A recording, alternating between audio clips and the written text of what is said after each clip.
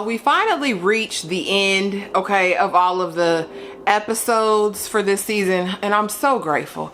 If you guys are new here, my name is Ashley, and this is My Sweet Perspective, where I give my take on all things TV and movie related, and I'm here to put you on, okay? And we are back to talk about Married at First Sight, season 17, episode 23, Second Time's a Charm, honey. And let's get this out the way, because I'm ready for the tell-all on April 10th. Because when I tell you these people are about to show up and show their whole behinds, that's exactly what's gonna happen, okay? Mark my word. Mark your good sis Ashley's word, okay? But let's get right into this episode. You guys know how I do it. I'm gonna cover what stands out to me, honey, and then we'll talk about the after party, okay? Because y'all know that's my absolute favorite part of this whole season, has been the after parties.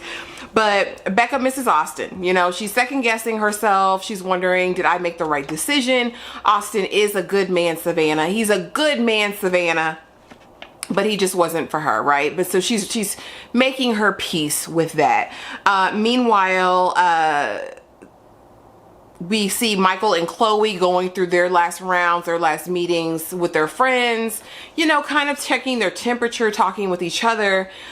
He's kind of erring on the side of, I don't know if this is for me. And she's like, you know, I kind of like him. I can't really see my life without him, but I don't know. Both are in a state of I don't know and flux, or so it would seem, right? Throughout most of this episode.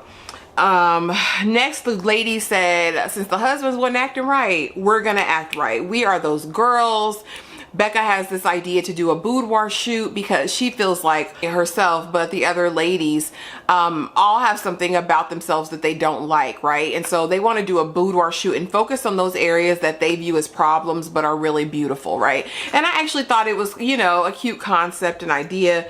I mean, everything was out though, okay? Everybody. I mean, it's a boudoir shoot, okay? But we saw Heine.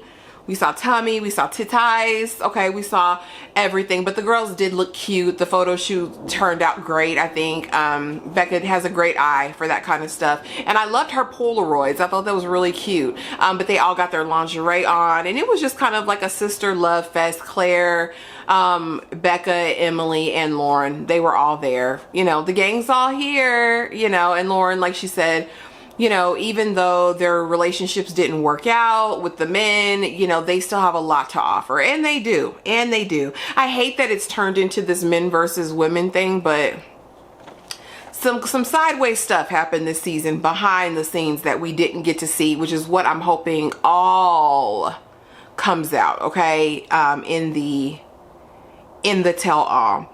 They actually then have the Last Supper. I'm calling it the Last Supper, but this is the last kind of group outing with all of the people who were involved in the process. I won't say couples, honey, because there's no couples this season. I mean, you know, there's no couples. I meant what I said. I said what I said, okay? I meant what I said. And so Emily has everything to say. Emily has been quiet as a church mouse for 90% of this season. And in these last couple episodes, she's finally finding her voice, I guess. And she's got everything to say. So Brennan doesn't show up. Claire doesn't show up. Cameron doesn't show up, which is par for the course. Allegedly, according to Orion, since he and Brennan are now besties, he says that Brennan had a softball game, it was raining, all these other variables, which is why he didn't make it. Emily says, yeah, we gotta show our solidarity to the team. And I'm like, girl, the shade. But I don't know why she'd want to see him anyway. I'm kind of a person like, cut your losses and move on. Why are we harping? You know, if he ain't there, he ain't there. Good riddance and God bless. And honey, when I tell you Emily was back to taking him to the head, she was back to taking him to the head, okay? And so, yeah, Emily's basically like, you know, she doesn't regret the process, but that, you know, it just seemed like things weren't done the right way. People were trying to push buttons and move things, you know, and she just didn't think that was fair or right. Of course, Claire wasn't there. She said that she had to work. And Emily was like, well, how'd she have a patient this late at night, girl? Anyway, Becca was talking about, you know, how she wishes Austin the best, and she knows that he hopes the same for her. And it was amicable. It was cute, honey. But then we got to Lauren and Orion. Now, y'all know a couple episodes ago, or maybe it was last episode, Orion was saying he possibly wanted to be more than friends. He wanted to re-enter her life. But again, she started texting. There was no response. And so finally, she laid down a firm boundary and said, you know what? This is what it is. I'm not interested in having you in my life like this. And he said, oh, I want to respond. Just give me some time. Apparently 9 days have passed and he hasn't responded. And so she says as much. And he says, what, you're counting the days? Again, Orion is not worth anybody's time or energy, especially Lauren's, because he is who he is. And I hate how he gets into a crowd and he wants to pontificate as if he is this evolved being. It is so annoying and so disingenuous. Like, bruh, find something else to do. And so Lauren kind of gets emotional and she's feeling away. And they're kind of going back and forth, you know, because he's like, I gave this marriage a chance, you know, but I knew the second day it wasn't going to work. And she's like, how you know the second day, yet on the third day you're apologizing to me, the fourth day you're doing this, the fifth day you're doing this, the sixth day she's like, the lies, you know what I mean? And that was my thing, the lies, Orion. You've been lying this whole time. I think this is the first time you told the truth, that you were literally done on the second day, but yet you made her believe and sold her a dream throughout this entire process that there could have been hope for more. And it's just so infuriating. And so he tries to argue back and forth and she's like, look.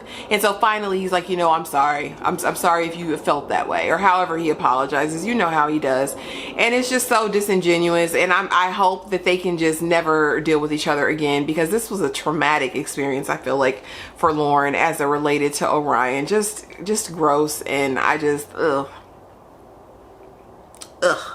And so yeah, the other fellows are like, yeah, okay, and they're like, okay, bye. That was basically it. So now we have Chloe and Michael's decision day.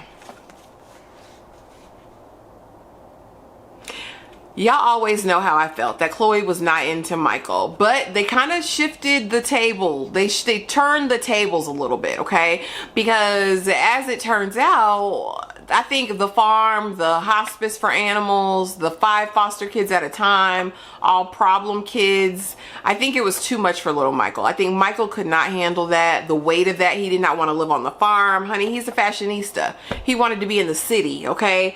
I just think it was too much for him. So they get to decision day, and actually they asked Chloe first, and she says she wants to give it a try and see what it could be. That's not what Michael said. Michael said, nah, I'm not prepared to give everything I need to give to be in this marriage with you, basically. And it's with her, but they both leave amicably. She says she always would want him to be a part of her life in some capacity. He's a great man, okay? And he leaves. He acts like he's a little emotional, which he might be. It just wasn't a good match. You know, the experts, of course, they're trying to vie for them to stay together, but experts, you messed up. It was a terrible season. Sorry. So Michael says no. So alas, no couples are together. But then the after party, honey. So now if you don't know what's been going on, Emily has been doing all of these posts, and I'll try to insert some here, about Keisha Knight Pulliam and her husband, that they are gaslighters, that they do not support women, all of these allegations. So she's on the show last night, honey, and the tension was thick. You could cut it with a knife, okay? And they even kind of had a couple of little battles where Keisha talks about, you know, they said that you cheated. Well, I didn't cheat. And she's like, an Australian guy kissed me. She's like, but you were married, right? So it was cheat. It was just very, very, very icky. Emily just has her mind made up, right? That she's being painted out to be the bad guy, and she is not. I'm looking forward to the tell-all, because it all needs to come out. Again, Becca got a little bit emotional. I think Becca and Emily might have been drinking a little bit on this one, because, honey, Emily wouldn't let go of that cup, and Becca looked like she wanted to cry. I mean, you know, a little emotional. Michael talks about Chloe. Y'all, and that was really it. It wasn't too much tea, too much juice. But April 10th, the first part of the tell-all will be on, and I will be there front row center with bells on.